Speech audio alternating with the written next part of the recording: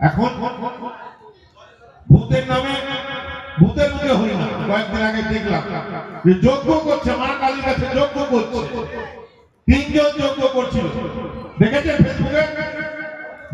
মায়ের কাছে গেছিল 3 জন যজ্ঞ করতে, তার মধ্যে একজন জেল থেকে ঘুরে এসেছে আর 2 জন জেলে যাবে। 3 জন একসঙ্গে যজ্ঞ করেছে।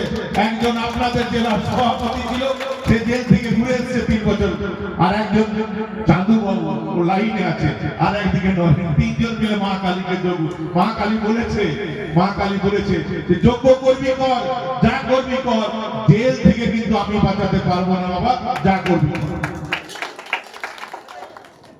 মানুষের হকের টাকা মেরে যোগ্য করলে কি বাঁচা যায়? প্রতিটি শিশুর কণ্ঠে লুকিয়ে থাকে এক অনন্য ছন্দ, আর সেই ছন্দের সঠিক পরিচর্যায় জন্ম নেয় আত্মবিশ্বাস ও সুন্দর প্রকাশ।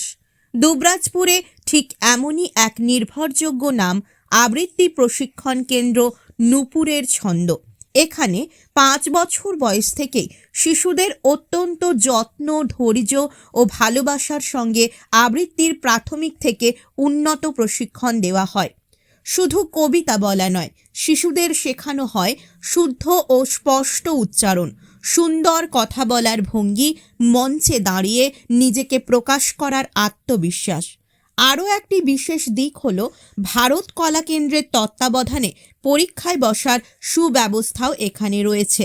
অভিজ্ঞ প্রশিক্ষকের হাত ধরে আপনার সন্তানের প্রতিভাকে সঠিক পথে গড়ে তোলায় আমাদের লক্ষ্য।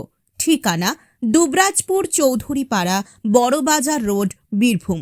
যোগাযোগ করুন নূপুর সিংহ 7908628394 অথবা 9126107131।